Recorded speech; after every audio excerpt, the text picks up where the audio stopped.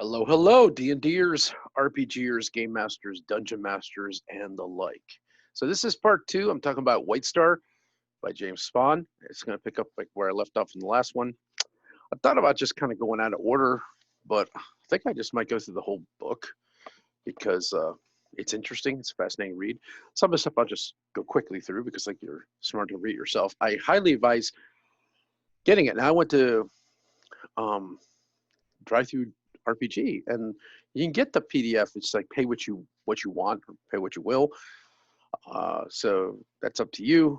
But I know I got the book. It was fairly cheap. I think you could, because that's a pay what you will too. But they have to cover the cost of printing. So putting it out there is for comparatively speaking towards a lot of games books you can buy. This is probably the most economical version of playing a space-related game. Very simple. You can read it and get grinding on this thing pretty fast with your group. Just big FYI. So here we go. Now we're going to talk a little bit about equipment and buying equipment. And everyone starts with this. There's a thing called credits. It's worth 10 subcredits or 100 chits. Excuse me. Right. This is kind of funny. Obviously, they feel like they have to have smaller denominations, which I guess is fine. Like I said, when I played it, all my characters just got a certain level of gear starting off. And I believe that they're, it depends on how you're playing the game. Like I said, like they're being paid to go do something, and they're somehow being, what's the word for it? I don't know, supplied by a rebel faction that was kind of giving them stuff. So I kind of gatekeep what they got, and they kind of jumped into the game having stuff walking in. And you get this any way you want, obviously. So here's your standard gear. It has everything from clothing on out. It gives you weight. I tend to make my weight issues, the other thing in pounds. I think it's easier to just give someone strength score, and certain things you carry go against the strength score. You can carry, let's say if you have a strength of 16, you can carry 16 items. I don't count clothing. I mean, I actually don't count armor. I do it really, really simple because this level of accounting is just something I'm not going to really put that much into as a game master. I find it cumbersome and people are marking all that up. So what I do is I just say, okay, you carry two things in hand, right? And you have it on a belt. You have a backpack, which I don't count, but the rest of it is up to like your strength as far as items you can have on you. Yeah, everyone does it differently, or everyone does it the same. I'm just doing it differently, but it makes it a little easier for me to keep track of, all right? And it's really nice. It gives an explanation of the things you get with each one of the items. Pretty straightforward, just like any RPG game, right? Explains what it can do and the cost of different things. And it's kind of nice. Obviously, a recording stick. It's like a little MP3 recorder, I guess. And then obviously, it just kind of like gives you something that obviously this is where it's rulings, not rules. I mean, you might say, well, the tent, can it sleep 4 of us? How comfortably can it do 5? Well, you guys will be a little tired the next day, -1 y'all's rolls. I mean, you can make up your own thing, you know what I'm saying? Which is kind of fun. Then they go to the weapons. Now, keep in mind, this is based on a white box scenario, right? So damage is always 1d6, and it gets a little bonus or subtraction, like a 1 or 2, right? In one direction or the other, based on what kind of weapon they are. Now, look at here. My favorite one is the Star Sword. Is the one that does the most damage. Look, that goes up to 10. So, consistently speaking, that one's going to give you always the best hit, which I think is the bonus about being a Star Knight. Now, when I play the game, only the Star Knight can have a Star Sword. So, that's the preferred weapon, and they may use a crossbow, but this is pretty much what they get. Playing in this faction actually makes it really, really easy. If you were to play it live, you only need 2 dice, really, a d20 and a d6. You can play the entire game, which makes it really, really easy to play, right? You could sit there and move through some of these things. I actually have one of my characters with a bigger gun. He wanted to melt a gun or something like this. He took it from Warhammer 40K, and we kind of figure out how many shots did you get. So I don't mind a giant gun like that. I think it's kind of cool, but what I do is just make the ammo harder to come by, limiting the shots. And you still have to have like a sidearm that can, do what it's supposed to do, which makes it a little more fun. So it might be 2d6 plus 2 for a big gun, but you don't have as many shots. So you have to decide when you want to use that shot, right? That's kind of how that works, right? And obviously it goes down through all the different possible things. So this is you know, a Star Sword like a chrome hilt with a blade. It doesn't sound like a, you know, doesn't sound a Star Sword. What's it sound like? It's so familiar. I don't know. And it has like even a normal sword, right? So this is your missile weapons. You have the most fundamental ones like bows and crossbows, but then you go into firearms all the way up to obviously laser pistols, laser rifles. These do a lot of damage, right? Like I said, he had to melt the gun, so I gave it a little more, like 2d6. Was it +2 or +4? That's what he wanted. Like some of these things do. It's cool because you're always rolling a d6. Makes it super easy when you're calculating damage. People know what dice to roll off the bat. I think it's kind of up to them too. And it talks about what you get when you pay for, like 20 of these, and so on and so forth, and bullets. Makes it kind of fun. And most of the time, it's always close quarter fighting. Like I say, range 300 feet. Usually it's within small rooms. Most of these things take place, unless you know, like it's sort of crazy. If you had a laser rifle, 200 feet would probably be nothing. I mean, if it's really a laser, it could go probably indefinitely. So that's or probably dissipate in the atmosphere or something. And you can have the armors and the shields. And this is, of course, depends on what class you are in as to what kind of armor you can get. Like mercenaries can do heavy, obviously on down. With certain things like light armor is going to be something you got to find with the Star Knights and the Aristocrats. And I think the fun thing about it is, like, looking at all this, you can clearly see there's ascending, or I mean, there's armor class, descending armor class, and ascending armor class.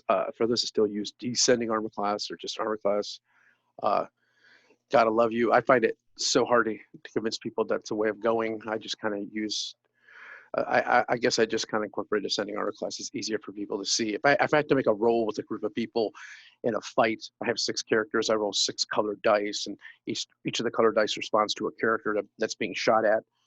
It's so much easier if it's just all ascending armor class. I know everybody's armor class having a note card written down on a table sitting there, and they just kind of like, green is you know, Nova, and he has an armor class of 14. And if I roll the dice, the green dice, if it comes up 14 or higher, he's been hit. I don't have to kind of go back and look at a table and it's just, I know it's cool as how it first started, but it doesn't, it just slows the game. So that's all I do, right? So I talk about how to calculate armor class, and that's the whole, you know, converting ascending armor class to descending. There's enough stuff out there. I don't have to go into that, right? And it talks about armor class and then starship vehicles and such. So I am not going to actually go into anything having to do with starships, because I came up with my own system for the game, because I tried to take what was going on with starships and starship battle and incorporate the entire party into it. So that requires a long discussion, and it works really nice. And it's a strategy. It becomes very much a strategy game, almost like Battleship, if you can think about it. So I'm going to avoid discussions about that. So that's something to think about. They go into a little thing about playing the game. I think everybody kind of knows how to play RPGs now. Saving throws get used for just about anything that, you know, one less death. Ever did I find this? They use it as a catch-all.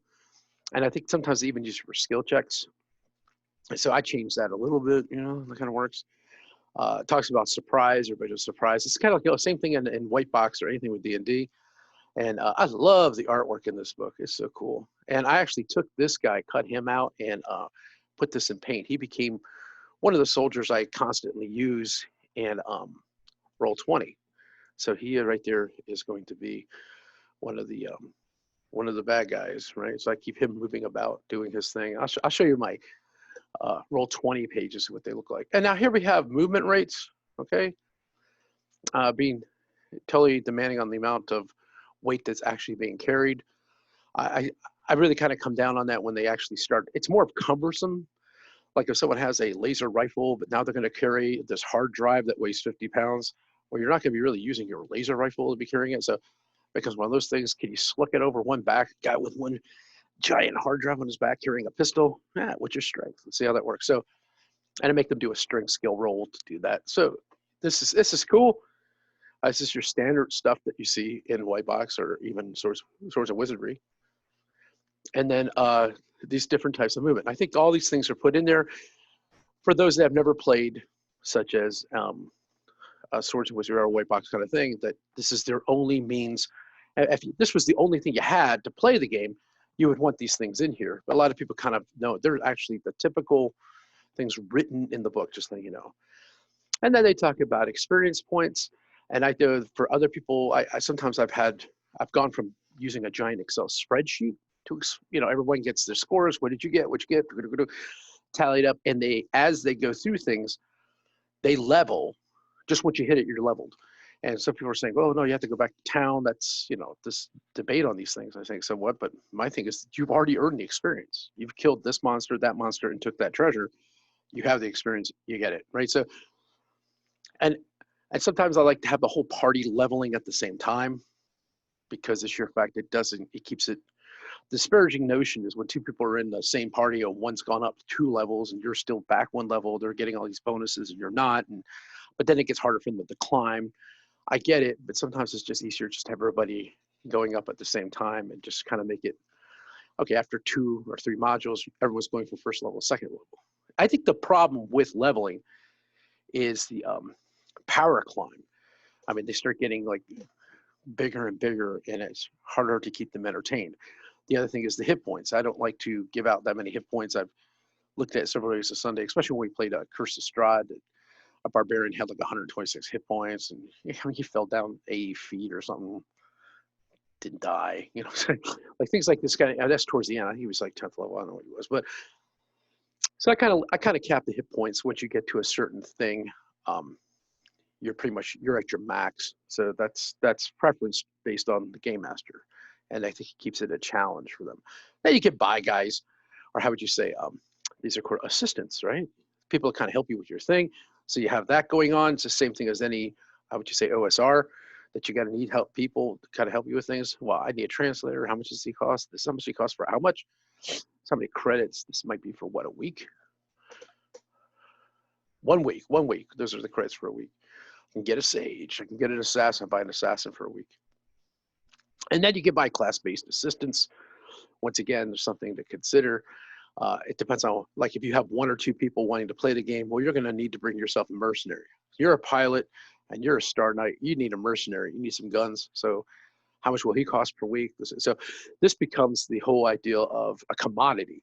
Why are we going on this adventure? Well, we have to pay off our men, and we have to pay for our ship, and we have to pay for this. So part of the accruing of monetary things through doing tasks is to keep things floating, which is kind of fun.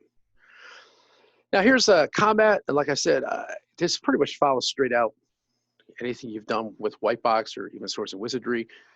You determine the initiative, and then it's a roll back and forth, right? So the person with the higher roll, it's a 1d6, tends to go first, and then basically the party with the next highest initiative acts, and the whole thing takes place. So this is kind of a straightforward thing that's used, let's say, in White Box, right? And I think I went kind of long into that in one of my other videos, but the idea is it's a 1d6 rolls are determining this, and it's a group thing. And then here's a statement of intent. I truly believe this needs to be done.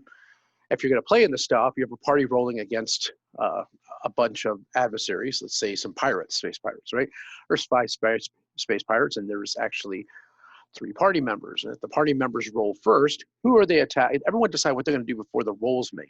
So we can determine all the actions are going to happen according to this. And then whoever wins, that's what happens.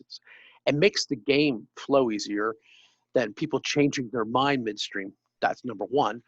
And number 2, God, it slows the game. It slows the game so much when, oh, you already killed that guy? Well, maybe I'll do this thing instead. Or, oh, especially when you're playing D&D, it was spell casting. Okay, for example, I like to refer back to Curse of Strahd. That was a great campaign we had, but, oh, I tried to cast daylight in his castle, and it didn't exactly work. But that was a spell I was going to cast, so now I'm going to change my spell.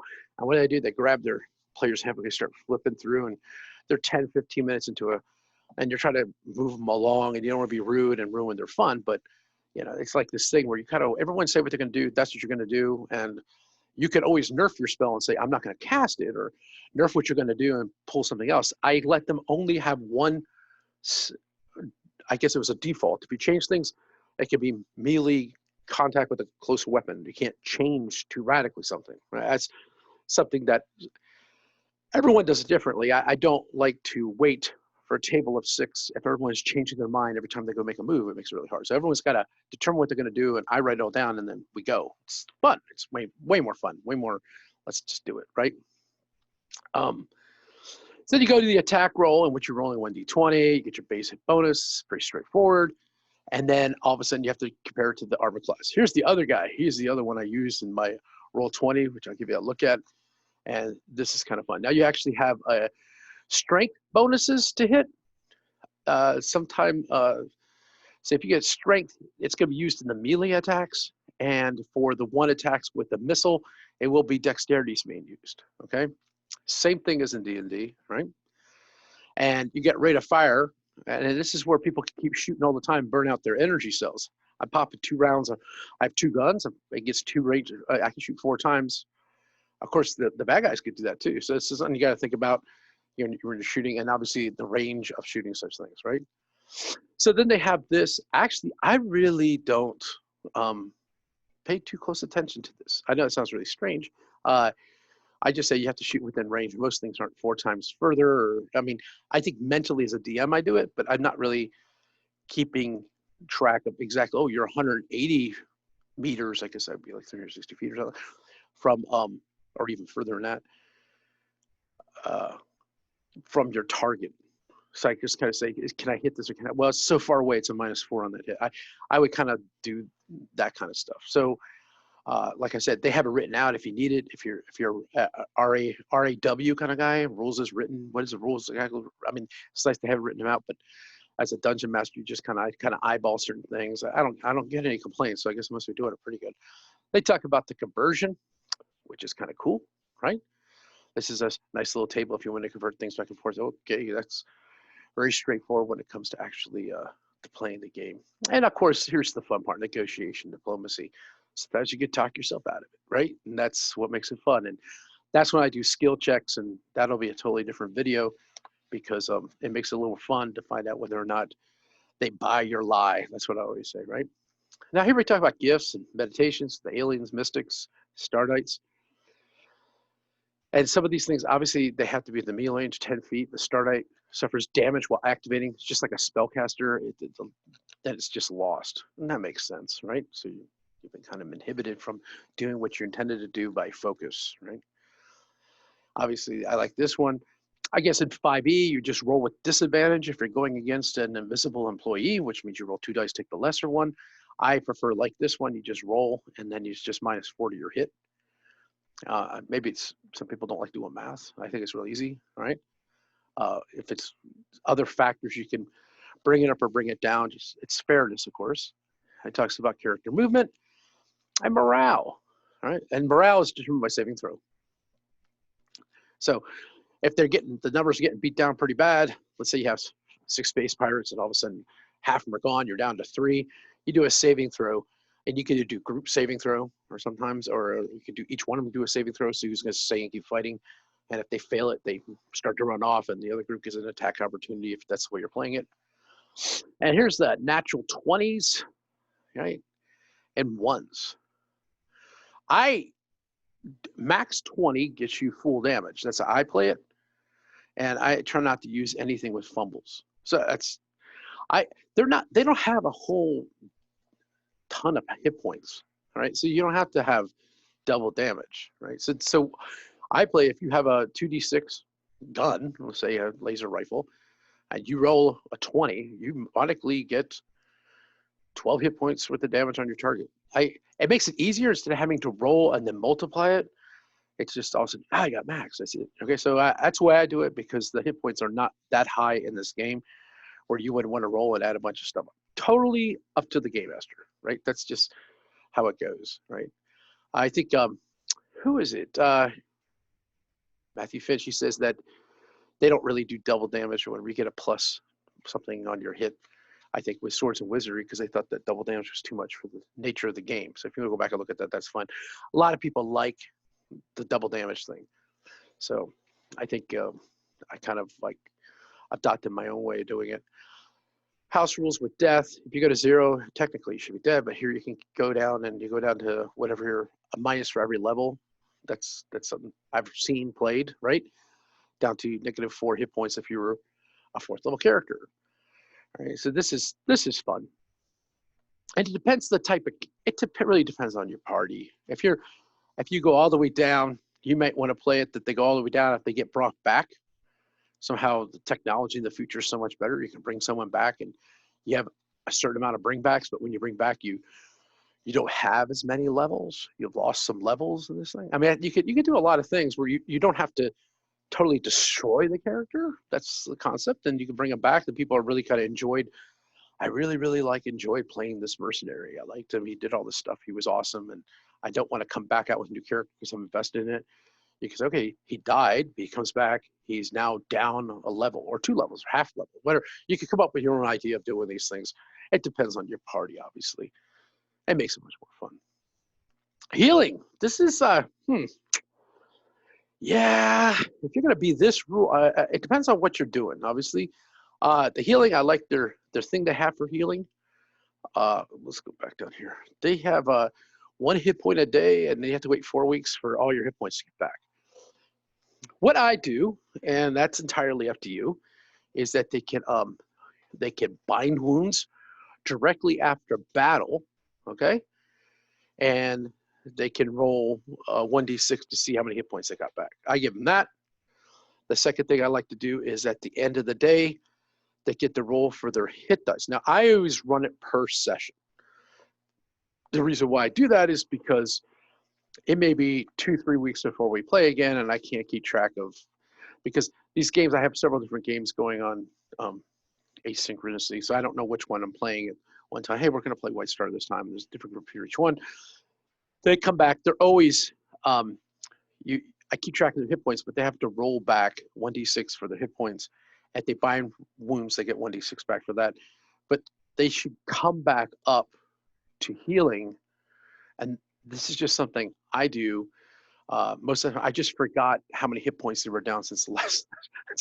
I'm a lazy dungeon master. I don't know what to tell you. So I just say they just start back up. I mean, they're not that high. The hit points of my groups are not that high. You're talking between 20 and 30 hit points max for anybody in any of my campaigns.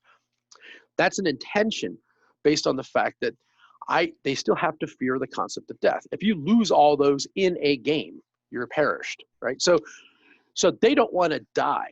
And it's a nail biter to stay, straight up and not die within the session. Sometimes you're just riding it out to the end of the session, but you hide in the back to the end of the session.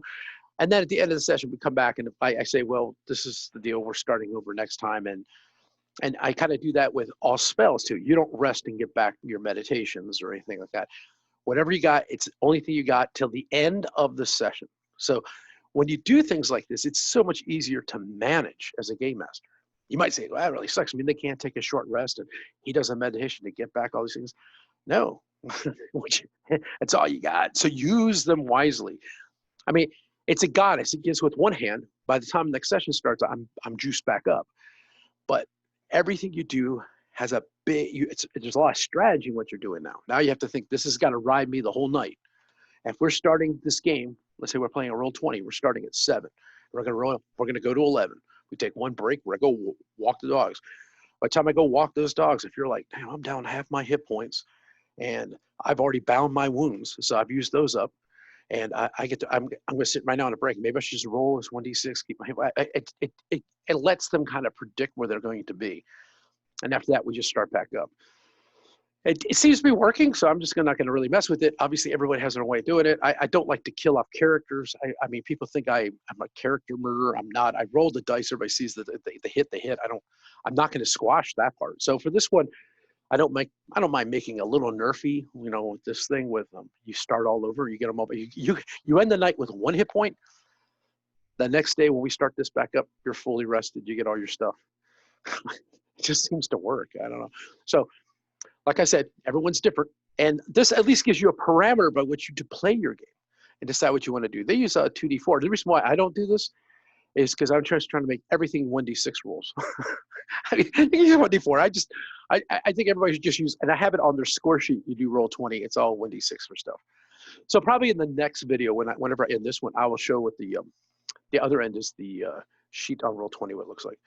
And they give a little play. That's kind of cute, so you can get an idea how to play this game, right? like I said, I am not going to do Starship Combat, so I'm going to stop it here, okay? And we'll pick it back up. I think at this point in time, I'm going to, the next video, I'm going to jump into skills, and that's going to be out of the companion book, which is this one right here. I can't tell you this one. I'm going to talk about this one for a little while. It'll be a short video, and then I'm going to go into the actual character sheet online. Then it'll make sense what I'm doing, okay? With that, thanks for listening. Hopefully you're finding this interesting, okay? Thank you.